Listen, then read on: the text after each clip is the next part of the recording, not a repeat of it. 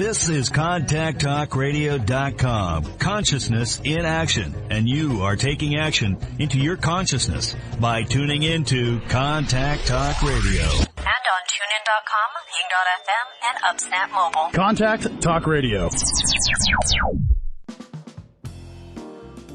Welcome to Medicine and Health with Dr. Paul Anderson. This is a show about opening the often mysterious world of how doctors think and how science works. This program exists to educate and empower you, the listener. Now, here's your host, Dr. Paul. All right, good day. Welcome, everyone, back to the show. And today is chronic fatigue syndrome question and answer. We've got some great questions, have some information about it, have some questions about potential new treatments, also what's good and bad about the way that we decide somebody has chronic fatigue syndrome.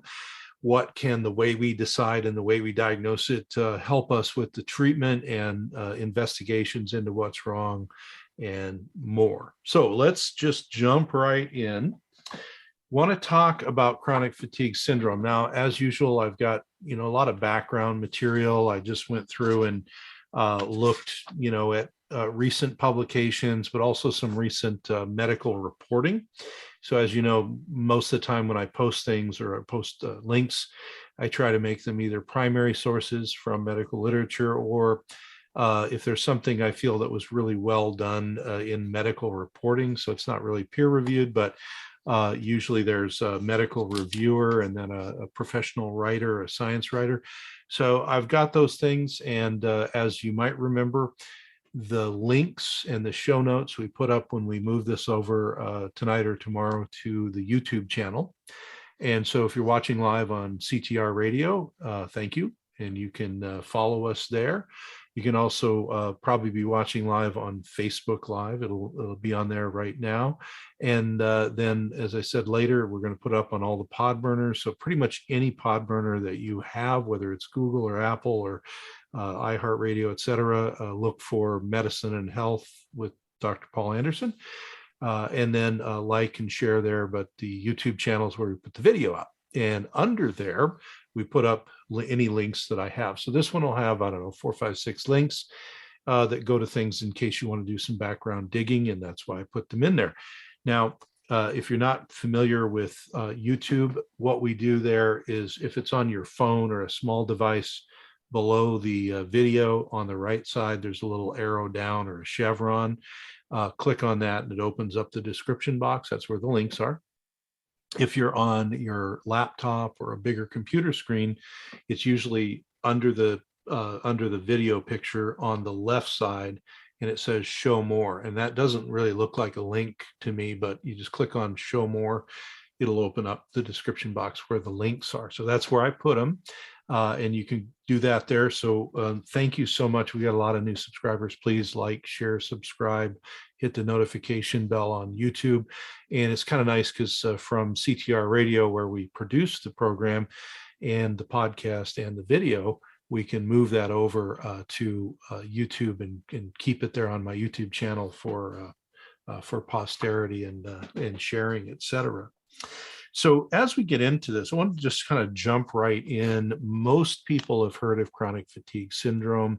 It was first described in the 1930s, actually, so it's not like a new problem, but it's one of those frustrating chronic illnesses, at least in my experience. So although I certainly, have done a lot of background work and kind of updating, is there anything new in the research and new in what people are thinking clinically, many people know me from my work in oncology and cancer, and our practice was always split between oncology and then chronic illness. And a large portion of the chronic illness population that we serve were chronic fatigue fibromyalgia patients. And those are two different medical diagnoses, but they have a lot of crossovers we'll talk about. So I have a great deal of experience and a long amount of experience in the chronic illness population, especially chronic fatigue fibromyalgia.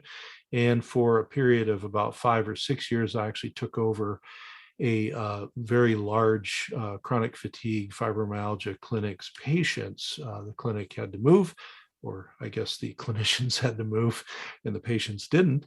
And so we added them to our patient population. So certainly a lot of experience there. So I'm going to talk about some of the research, some of the new treatment that people are talking about and what's good and bad about that, with some of the frustrations that patients run into, but then also I'm going to try and inform it with a lot of, rubber meets the road treatment that I've been involved in, and even some research over the years.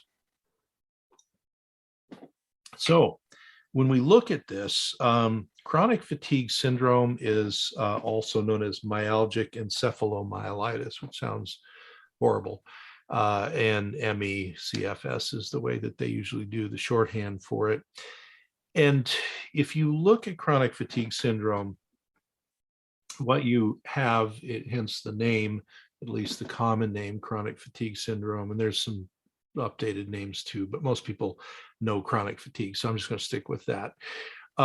If you look at that, what you're really looking at is a syndrome where there's not another medical reason for fairly profound fatigue and exercise or exertional intolerance. Now, this gets into not just splitting hairs, but some problems that there are, which creates a lot of frustration with the diagnosis, or at least carrying the diagnosis of chronic fatigue syndrome, or whatever else you want to call it. And that is that part about the criteria that says there has to be no other medical diagnosis that would account for these symptoms. Now, that makes total sense, because what are other things that might cause chronic fatigue, exertional intolerance, some of the other things that we're going to talk about symptom-wise? Well, you could have cancer and have that. So you certainly wouldn't want to call it chronic fatigue and have it be cancer. You could have any number of autoimmune diseases that give you the same symptoms. You wouldn't want to not treat your cancer or your autoimmune disease and have it be from those symptoms. So that makes a lot of sense. You wouldn't want to have it be undiagnosed diabetes, which can do that. You wouldn't want to have it be undiagnosed profound anemia or any number of other problems. So it makes sense that you would say in your diagnostic criteria, well, there has to be no other medical explanation. Here's the problem that's led us to, and that is, in the world of medicine, there is still a large number of, not all doctors, but there's a large number of doctors who still look at chronic fatigue, CFS-ME, as a neuropsychiatric problem. And it's really not. I mean, anyone who's worked with a lot of chronic fatigue patients know it's not. But there's a lot of doctors, and we'll talk about this, who just don't want to sort of move away from the neuropsychiatric basis of chronic fatigue syndrome. So they will say, well, if we're calling it a diagnosis of exclusion and there's no other medical reason for the chronic fatigue, then why is it not a psychiatric diagnosis? Well, that not only upsets obviously the patients and often their families, but other clinicians like myself who try and treat chronic fatigue fibromyalgia through an integrative multi-system treatment protocol, treatment rubric. So just to read a couple of quotes here, distinguished from medical and psychiatric conditions by fatigue that is debilitating for more than 6 months. So again, if it's just a couple of weeks, you could have the flu or COVID or something like that, obviously. Including combinations of cognitive dysfunction, brain fog, and other things are very common. Total body pain, unrefreshing sleep that does not restore normal function. So another thing, and I just want to talk about this quickly, is this statement of unrefreshing sleep that does not restore normal function. So most people, you get worn out and you sleep and you have good sleep and you feel much better the next day. Your fatigue is kind of gone, or maybe you really get worn down, or students, we see this a lot where they overdo during finals and they get a lot of rest for a few days afterwards. They kind of perk back up, right? That's sort of the normal human pattern. So unrefreshing sleep that does not restore normal function, would indicate that there's some sort of problem if your sleep really is happening, and then you are not restoring, your exertional tolerance and your energy and all, and your cognitive function, all this stuff. There's got to be a problem. Well, the reason I stopped there is in current and older diagnostic textbooks, there is this misnomer that a lack of return of energy after sleep is a psychiatric problem. And so this becomes another one of the problematic portions of people's lives, and diagnosis, especially if your clinician wants to put this it's all in your head, quote unquote, is they'll say, well, normally people, who have fatigue but are sleeping well, and don't have a medical reason like cancer, anemia, diabetes, et cetera. If that's happening, it's usually a mental, emotional, psychiatric problem. Well, it can be, but that doesn't mean that's the only reason for it. This becomes very frustrating also if you're trying to treat these patients, because their other doctors may be looking at them as, you need psychiatric care, you don't need medical care. So other things, post-exertional malaise and stress exacerbation. So exertional or physical or mental emotional stressors will exacerbate all of your symptoms. Now, the World Health Organization, which we've heard a lot about in the days of COVID, in case you didn't know who they were, classifies ME/CFS as a neurological illness, which is, at least in the ballpark. And the big problem, as they say here, is there are no objective diagnostic tests, verified biomarkers, curative medications, or really curative treatments for ME/CFS. And so the goal is usually to manage symptoms and improve functional capacity. Now, I'm going to put in links to both the British Medical Journal and the National Library of Medicine here in the US. And they have some really actually very good things you can read in there if you want to take a deep dive in. Maybe you or a family member has been diagnosed with this.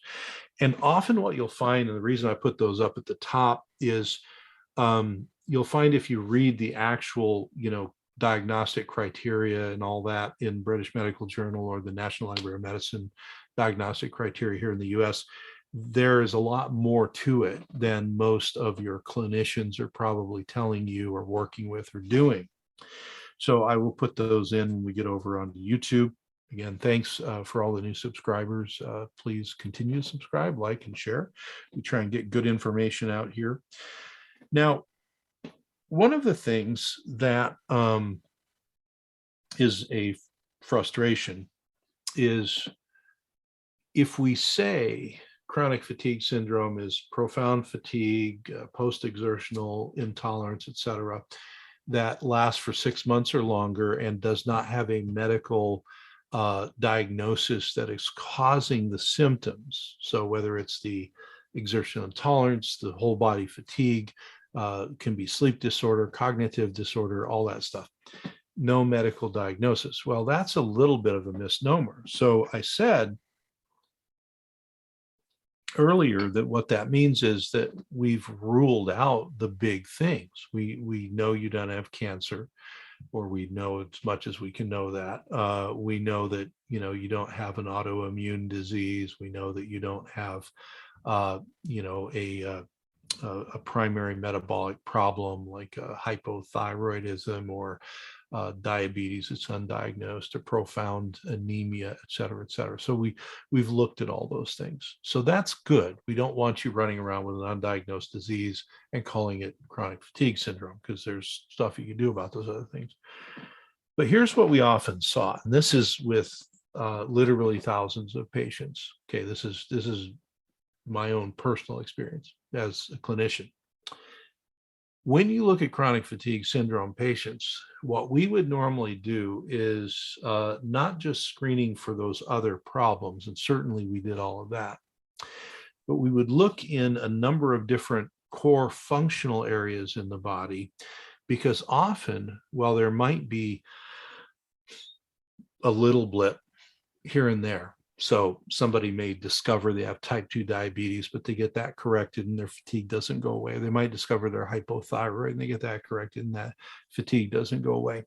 What we found was with chronic fatigue syndrome, looking at the whole person and all of the ways the human body can start to break down that would create fatigue or a fatiguing, painful illness, we did better to look at, diagnose, and treat underlying issues sort of in a 360-degree circle around the person, as opposed to trying to focus on one thing. Now, this is frustrating a lot of times for other doctors and patients.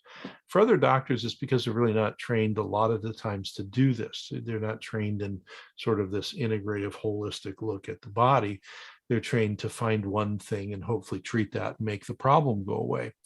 Most of our patients would come in having had one thing found. It could be a diagnosis of Epstein-Barr virus, and that was being treated, or a diagnosis of hypothyroid, or a diagnosis of some GI problems, or a diagnosis of whatever. And the problem that would occur is they would get better and then they would crash again. Well, why would that happen? You think of it like you have a bucket holding your vitality. That's what makes us healthy and feel good and all that. And then you start poking holes, little holes in it all over. Well, if you find one hole and plug it up, what's going to happen? The other holes are still going to leak, right? Well, it's the same thing with illness. And what I would tell patients, the way to think about it is, you could have a stack of 20 quarters sitting here, and that could illustrate one disease. And one big disease, sometimes if you take care of that, makes the other things feel better. But what would happen if you had 5 quarters stacked up with that disease, and then 5 with another, and then 5 with another, and 5 with another? So your 20 quarters were spread out over a number of different functional disease areas in your body. What that's going to do is that's going to give you a lot of targets where maybe you don't need a big gun, or you don't need a whole bunch of treatment on one, but you need a lot of treatment on everybody. Or if you go back to the bucket analogy, what you want to do is you want to plug as many holes in the bucket as you can. And with true chronic fatigue syndrome, and again, I'm using that as the one term, there are other terms, but I'm just going to use that to make it easy. Our experience with well over 1,000 patients, definitely 4 figures worth of patients over time, was in true CFS, if you did not look for all of these things and treat all these things on a consistent, ongoing basis, nothing else worked.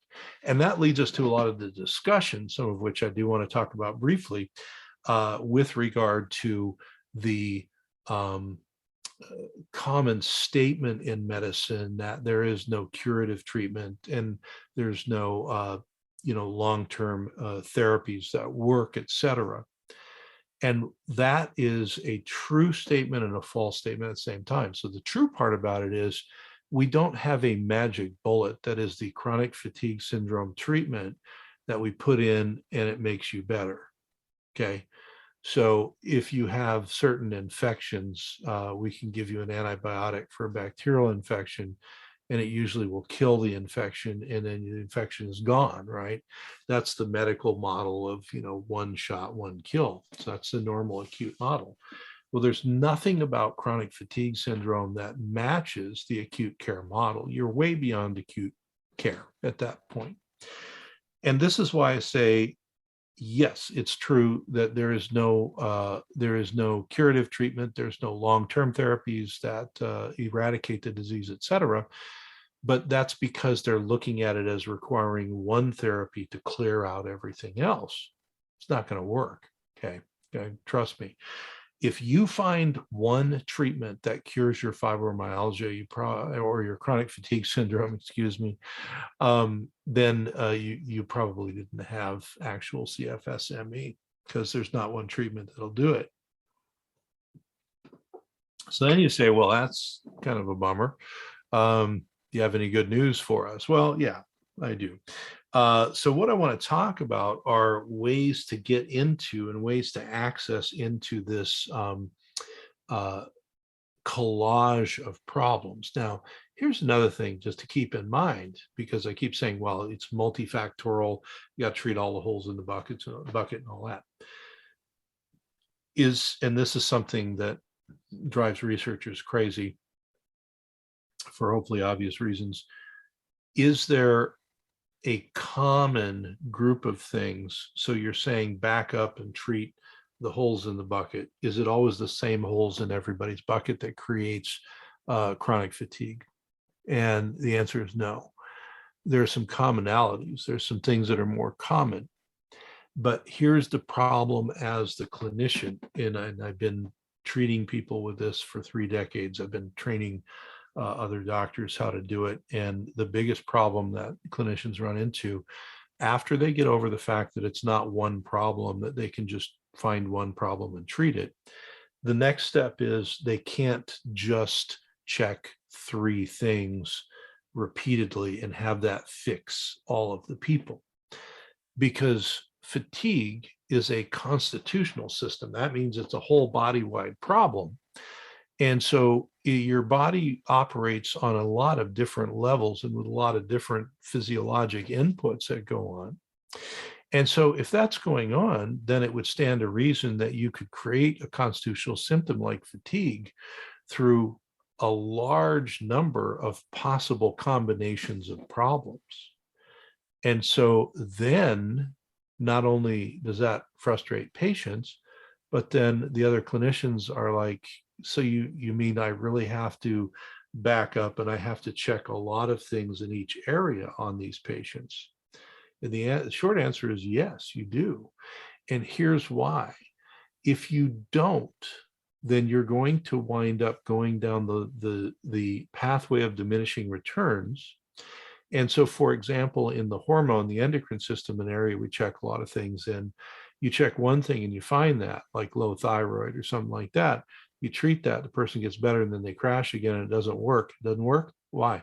It's because there's other things wrong. You can't just check one organ system within your physiologic system. So you can't just check the thyroid when you're looking into the hormonal system. Now, there may be trouble there, so you need to check it. But there's a lot of other things that make up the hormonal milieu, and either the hormones kick into positive health or negative health. So I want to go through the areas that we normally look at, but I wanted to clear up a couple of things. I got some really great questions, and I just want to talk about them. And I'll put, actually, there's some nice articles that I found that will help if you were one of the people who had this question or asked it in the chat or in the comment boxes or wherever, with social media. I get feedback on TikTok and Instagram and YouTube and Facebook and all of the other places I am. And so I never remember exactly where all the questions come from. But another question that comes up is, and I even misspoke earlier, and so hopefully I didn't confuse anyone, is, well, there's fibromyalgia, which is another diagnosis of exclusion and chronic fatigue syndrome. And so I put an article in by a medical writer who happens to have chronic fatigue syndrome, and then a medical reviewer, Dr. Marcelin, a medical doctor who reviewed the paper. And the paper's been around for a little while, but it's an article about, basically it says, half the people diagnosed with fibromyalgia fit the bill for chronic fatigue syndrome too. Are they really just the same disease? And this came up a lot because we had, when we picked up the patients from this chronic fatigue syndrome clinic, which was very specialized, it was chronic fatigue and fibromyalgia patients. Now, there are a lot of similarities, but also there are differences. So this was probably the most common question I got that triggered this particular podcast, and that is, are they just the same thing? Well, they have a lot of similarities, but they have differences too that are important to remember. Now, what I'm going to say, and I will probably do a separate podcast on fibromyalgia, but to shortcut that, if you happen to be listening and you feel like you have more fibromyalgia and less chronic fatigue syndrome, the idea of taking a 360-degree look at you as a patient and checking as many organ systems and places the body breaks down as possible, that still applies. There may be different problems, but it still applies.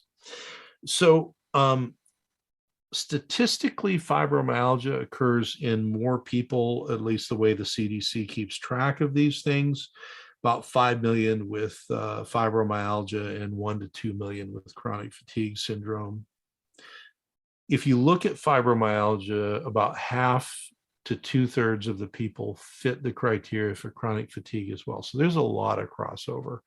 And so in many people, up to half of fibromyalgia patients, you could probably have a diagnosis that went either way. Now, if you are looking for a curative treatment that's one treatment, then that might be frustrating. But if you remember that with chronic fatigue or fibromyalgia, you have to look at all the holes in the bucket, you have to treat all the holes in the bucket, it makes it a little easier to feel like the label is less of an issue.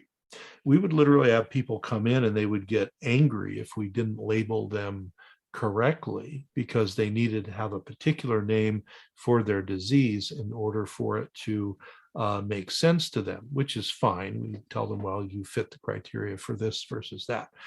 But really what we tried to move people towards for their own consciousness was a diagnosis of a complex chronic illness, because yes, it might be labeled chronic fatigue syndrome, for example, but complex chronic illness is a little bit more descriptive of why your body broke down and what's wrong with it, right?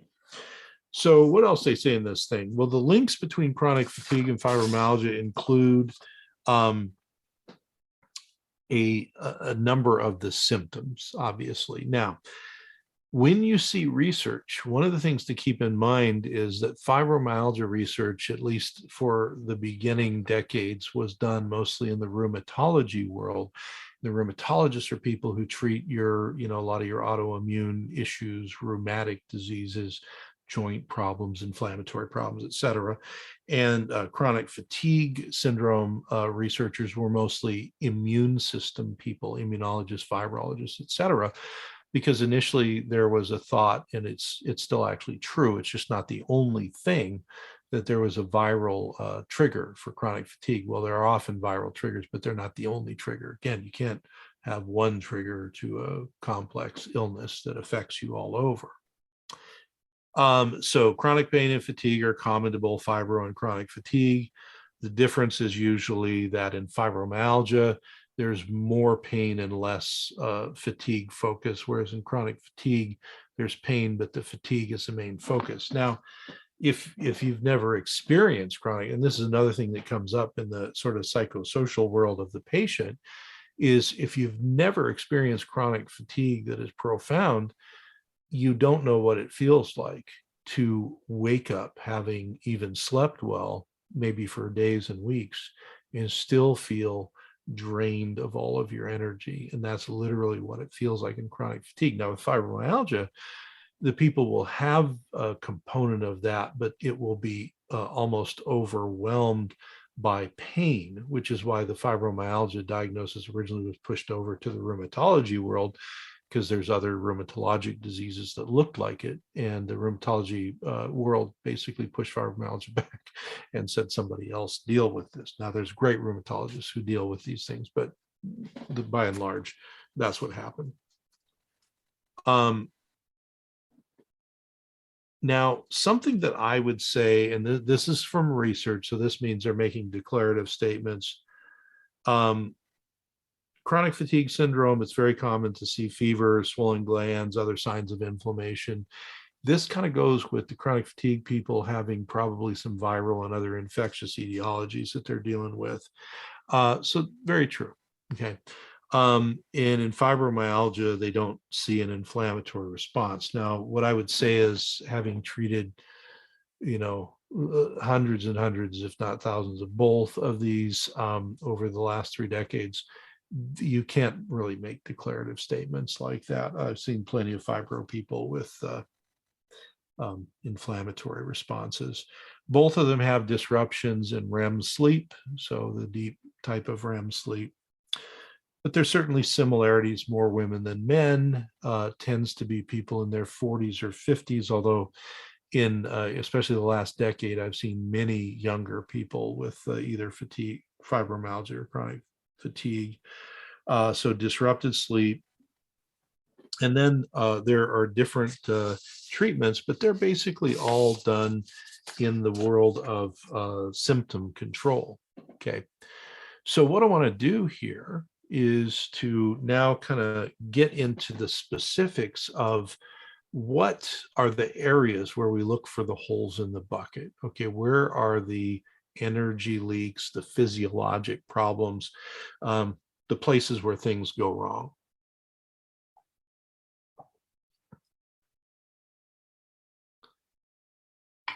So now we'll transition over and get into the areas that we like to look at. So one of the areas I already mentioned was hormonal, the endocrine system. So it's very common that a chronic fatigue fibromyalgia patient will come in and they'll already be diagnosed as hypothyroid, low thyroid. Now they might be diagnosed something else, but low thyroid. But certainly if that hasn't been looked at, it needs to be looked at. But what we would do with a true chronic fatigue patient in our workup is take a step back. And what I would always tell them is if their lab tests were more than a month or two old, they really didn't help us because number one, the lab tests done usually in primary care were too limited. And number two, if they were sicker over those months, their labs may be very different as well. So in the hormonal arena, we would look at big picture areas and then do specific testing to parse out problems. So in the world of the hormones, the adrenal hormones, we would look at the cortisol levels. If they were having circadian sleep problems, we might do a cortisol output throughout the day.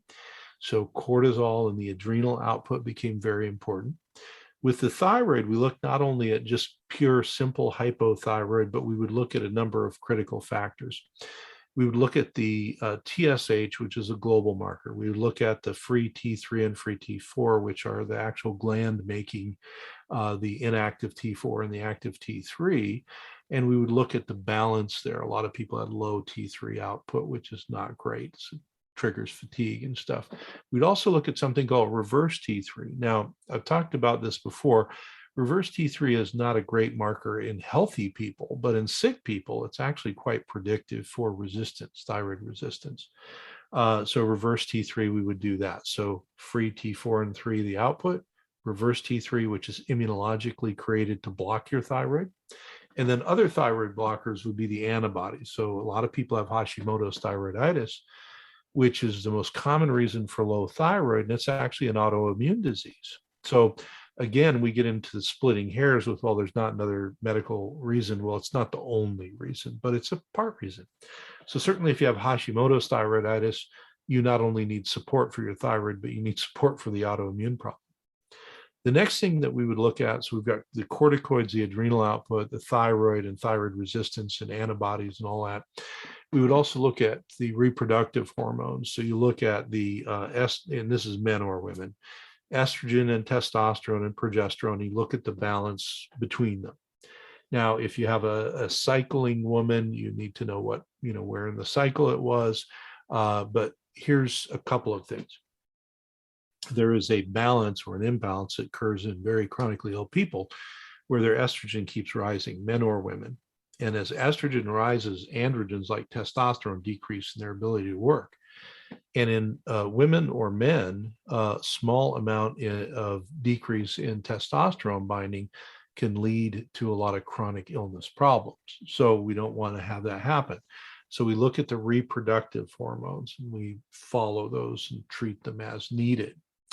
We also look kind of critically at blood sugar because that's an endocrine issue. Now, certainly if someone knows that they're a type 1 diabetic and they're on insulin, all that, that's got to be managed. But we found a lot of people who were early or even full-blown type 2 diabetics that tend to be diagnosed a little bit later in life. And that was a piece of their fatigue. It wasn't the only reason, piece of their fatigue. So we would look at the hemoglobin A1C, something called a C-peptide, fasting blood sugar, and then there are more tests that you can do there if needed. But why such a focus on silent diabetes, et cetera, other than diabetes causes a lot of problems for you if it's undiagnosed? The other reasons for that is if you have blood sugar control problems lead to a couple of major things that create chronic fatiguing, debilitating problems. One of them being an inflammatory response that then can feed forward onto the other hormonal systems and inflame you, mess up your other hormones. But then the other thing is that chronic higher levels of uncontrolled blood sugar lead to fatigue because sugar that's in your blood is not getting in your cells where it's supposed to be creating energy. So one of the things that you see with people who have diabetes is increasing amount of fatigue for many, many reasons, but those are just two of those reasons. So blood sugar became very, very important as well. Then we would look at rheumatologic things. Now, I said that the rheumatologist kind of got given the fibromyalgia patients and chronic fatigue were sent to whoever would take them. We still want to make sure there's not rheumatologic disorders. And so that would include things like anti-nuclear antibody testing. We'd work people up for the common autoimmune diseases. There are panels that can do that. And what we would find is there were a fair number of people who had we might catch a full-blown autoimmune disease, and that wasn't the only cause. So they had other problems, other holes in the bucket to fill. But again, it's sort of like silent diabetes. We would catch these people, and at least we'd be able to get them, get treatment for the autoimmunity as well. Now, treating the autoimmunity would help, but it wouldn't make the chronic fatigue syndrome go away. So it's part and parcel of the whole thing. Then the other side of immunology, so there's the rheumatologic side where we're looking at, autoimmunity, et cetera, et cetera.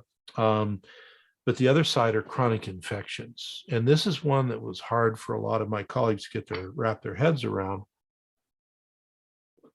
But we would look at the most common chronic infectious illnesses that we call them stealth illnesses, because they would step back, person's chronically fatigued, but they don't have classic symptoms of one of the viruses or chronic bacteria or parasites or other stuff. So sort of two targets we would look for illness in of the infectious nature. One was systemic illness, and that's the big ones that we would find there are the human herpes virus family, especially Epstein-Barr, cytomegalovirus, et cetera.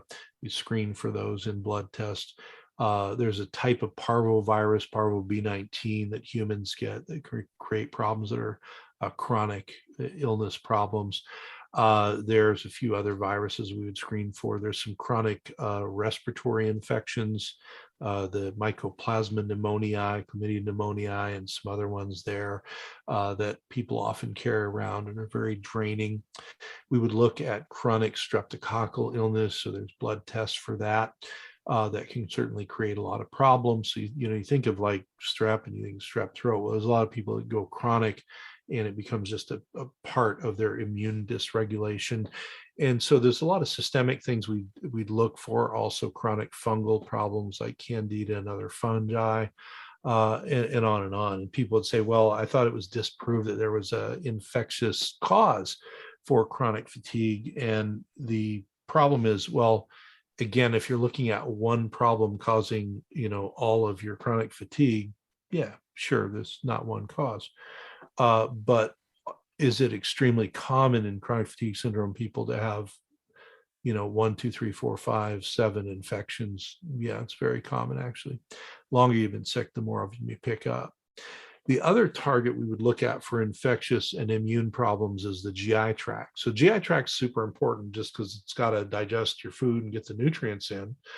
Most chronically ill people have messed up GI tract. So that's one thing, but also the GI tract can harbor not only a lot of biofilms, but it can harbor a lot of other chronic infectious agents that you may have no digestive symptoms at all. And we do GI tract testing, and we find that you've got some really nasty chronic infectious material there or inflammatory stuff. And just like the systemic part of your body, you've got to deal with the infections and the inflammatory stuff, or you're not going to get very far with your chronic fatigue. Then we would look at resistance factors. One of them is one that I mentioned, biofilms and other reasons why the immune system isn't functioning like it should. So beyond biofilms, other resistance factors would be, we would check your B cell, your part of the B cell, part of your immunity output. If you're really having a lot of infections, we also would do specialized tests for T cell function, but most screening, we would start with B cells and work our way towards T cells. Interestingly, found a lot of B cell dysfunction in people with chronic fatigue syndrome. And every now and then we would uncover a T cell dysfunction, which is more, you could think of it like a hardwired cell-mediated immunity problem that we would find. So if we weren't getting answers, or if there was a ton of infections, you look for immune dysregulation or immune deficiencies. That's why people get these things a lot. And you don't want to be treating someone forever and ever and then not realize they were born with a primary immune deficiency or something that just didn't get diagnosed yet, which is more common than it seems. The next area we'd look at would be things that interfere with normal function. So toxicity is a big one. And we would do screening and then go to deeper testing if we found something in the screening. So the screening would include usually urine tests. You can do a screening test for heavy metals. You can do a screening test for toxic chemicals. And then you do a screening test for biotoxins like mold toxins and things like that. Very, very common that one or all three of those toxic areas are afoot. And you think about it like the toxicity could be around us all the time. We could live in a toxic environment, work in a toxic environment. We could have gotten exposed to all kinds of things. And toxins basically sideline your immune system from working well. And so if you're treating, it's just like treating somebody for a bunch of infections. You don't realize they have an immunodeficiency. It's the same problem. You treat people and treat them and treat them, and they get better and worse, better and worse. You don't realize they've got some toxic influence that's taken their immune system down, 5 notches. You got to treat the underlying immune deficiency, whether it's, primary, functional, or, due to something like toxins. Another area that we would look at a lot, so we've talked about digestive, we've talked about the hormonal, we've talked about immune and resistance factors, toxins. Another area is the physical and structural parts of the body. So, and not, not every doctor maybe does all these things, but you certainly can refer to people. One thing would be screening people for musculoskeletal problems, structural problems, and those are in the purview of a lot of very good, say, chiropractic physicians.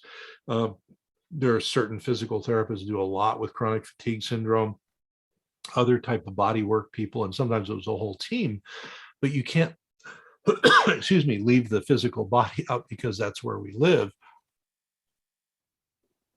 And so that's another area that has to be looked at.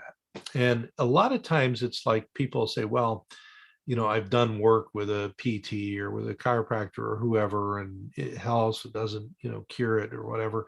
Well, it's sort of like you can also say the same thing about infections or hormonal problems or your gut or whatever.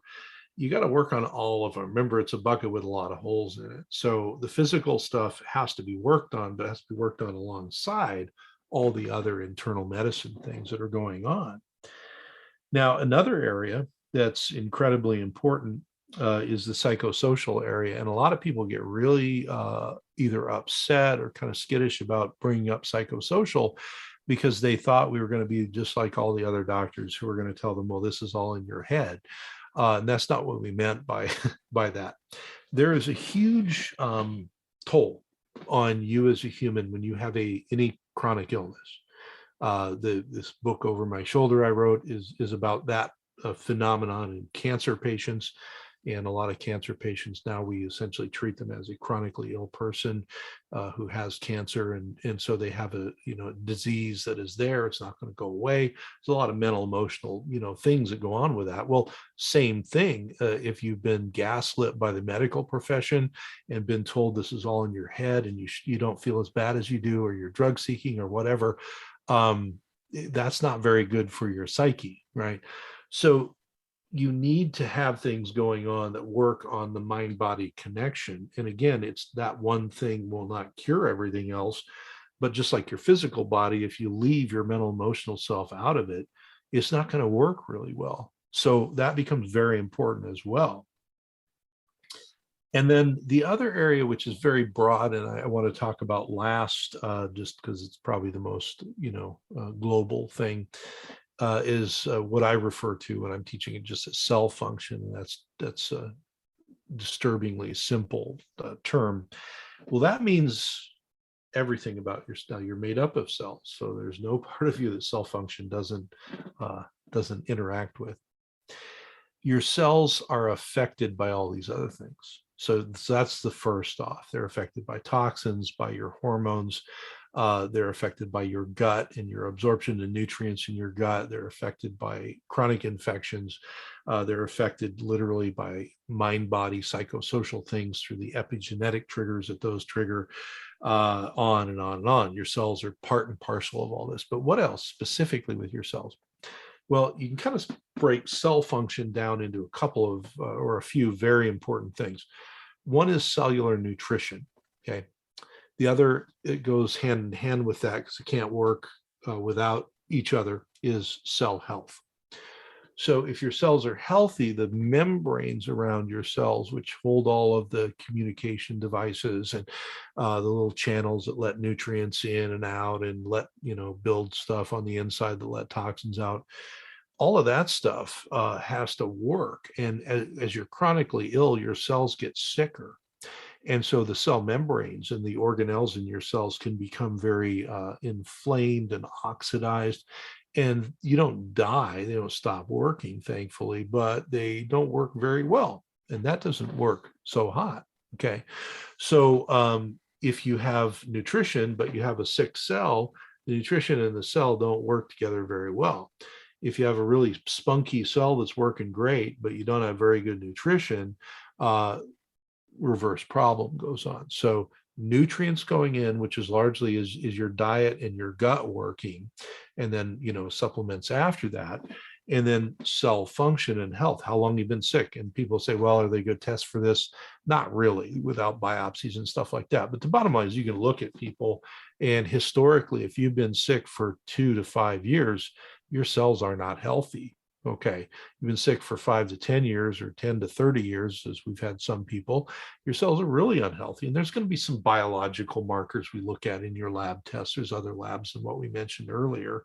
And there are specialized tests that can be done looking at nutrient levels. And we certainly look a lot at iron levels and vitamin D and those guys, but also other nutrients become very important. So cell function and cell health get into, let's clean up the cell. Let's allow it to work better. And that has a lot to do with the movement of oxygen in and carbon dioxide out, the movement of nutrients in and toxins out.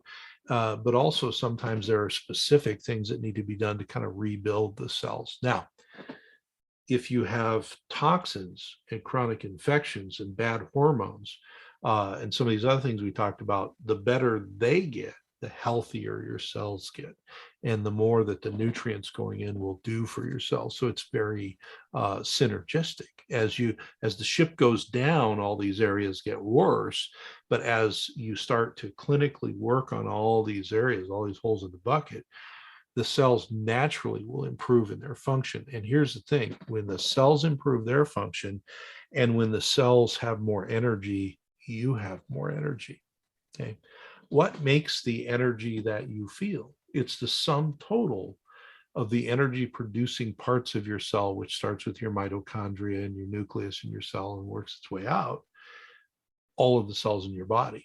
Now, a lot of people say, well, that's a brain thing. Well, yes, your brain energy gets involved as well, but it's more than that. It's really all of the cells in your body. When they're turned down and they're not working appropriately, you don't feel good. You don't feel energy in your body. The other thing with cell function, and we've got a few minutes so I can describe this, and this is actually some research that we did, and I'm going to, right now with this pen here, remind myself to post the link. Now, this link I'm going to post, I'm going to add it on there. I just thought of it just now. Some research that I headed up in, I think it was 2011, about 10, 11 years ago. And it was when we were doing these hundreds of chronic fatigue and fibro patients. And what we did was we took people who were doing this, 360-degree integrative medicine, fill all the holes in the bucket that you can treatment. And we took those people, and many of them, just by doing this holistic kind of fill all the holes in the bucket 360 treatment, they would progressively get better. But we took the people who were kind of plateaued, like they got better, but they were kind of stuck. and started to look at, well, what would be other things? And this relates back to cell function. So this is why I'm looking there. So we're already treating their hormonal issues. We're already treating toxicity. We're already treating the gut. We're already treating chronic infections. We're already working on the psychosocial and the physical and all of that. Why are they plateauing? Well, not the only reason, but another reason that affects the energy in the body and cell turnover and repair of your immune system and your skin, and your connective tissue, really all parts of your body, is the ability to undergo a process called methylation. And so over the years, since the ability, sort of the easy ability to do genomic SNP testing, single nucleotide polymorphism testing, back in those days, we were sort of early on. You look at 2009 and 2011, when we were collecting most of this data, we took the resistant people who got better, but they were stuck. And we tested them for a particular single nucleotide polymorphism called MTHFR. And that codes for methylene tetrahydrofolate reductase, a particular enzyme that helps to convert folic acid to its active form. And without the active form of folic acid, you can't do a lot of methyl transfers, which messes with your brain chemistry, messes with your bone marrow function, messes with your GI turnover function, messes with everything, but especially brain chemistry and the energy producing parts and regenerative parts of your body. And what we found out indeed was, and you can look at the data in there, the first thing we did was just an incidence study where we looked at their labs. Now, nowadays, so remember this is 12, 13 years ago, nowadays we'd look at a whole SNP array and we'd look at all their SNPs, but we didn't have that availability back then. So we looked at the big one, MTHFR, and what we found is that disproportionately, and statistically, you can look at the charts I did, but MTHFR, the bad variants of it, which really screw up your methylation, were like statistically not very common in the whole population matched to gender and heritability and stuff, but were very common in these people who were plateaued. So that was the first thing. There's a problem. Well, the next question you have to ask in research is, if there's a problem, if we treat the problem, does it help? Okay. So we did symptom surveys with these people to say, you're stuck here, here's all your symptoms, and you get a score, et cetera. And then we did an intervention, which is basically we gave the nutrients that would, you can kind of think of these enzymes when they're blocked, they don't make, part B, okay? And part B affects, part C, D, and E. So we gave them nutrients that would support what wasn't being made downstream and would make, part B and C, D, and E and support it all and all this business. So we put them on that. And in large numbers, I mean, numbers like 50 to 70% improved once we fixed these problems. Now, other people have looked at this from the other point of view and said it's a magic bullet. So you take their chronic fatigue patients, they put them on methylation support, and some of them it helps, some of it doesn't, and some of it's diminishing return. Well, that's not how it works. That is the same as finding a thyroid problem in a chronic fatigue patient, treat the thyroid, and then it quits helping.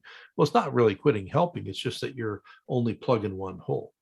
What's the difference? Our patients already had many of the other holes plugged, and then we found a metabolic enzymatic deficiency from their genetics. And then we fixed it, quote unquote, by going around and supplementing the nutrients that were supposed to be being made. And we got these big gains in these people. That was only after we fixed all the other stuff and plugged all of the other holes. So that'll be the last link I'll put up in the links. And again, when I talk about the links, so we're live on CTR Radio right now. We're live on Facebook. But we're going to take this video and we're going to move it over to YouTube on the YouTube channel, my YouTube channel. And if you can't find me, just go to DRANOW, dranow.com, and it's got links to everything I do. Also, remember, if you like, you don't want to see my face and you want to listen, a lot of people just prefer to listen to the audio.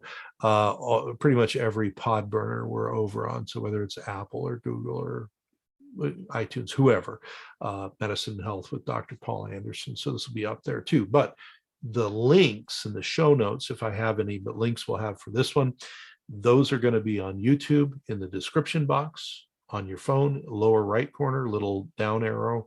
Click on that, opens it up. Links will be there on your laptop or your desktop computer, lower left corner, show more, click on show more, and you'll find all of these links. So I'll put the link into that research. Now, interestingly, at the same time as we presented that at a scientific meeting, a research group out of Harvard University published a real similar thing, only theirs was on treatment-resistant depression.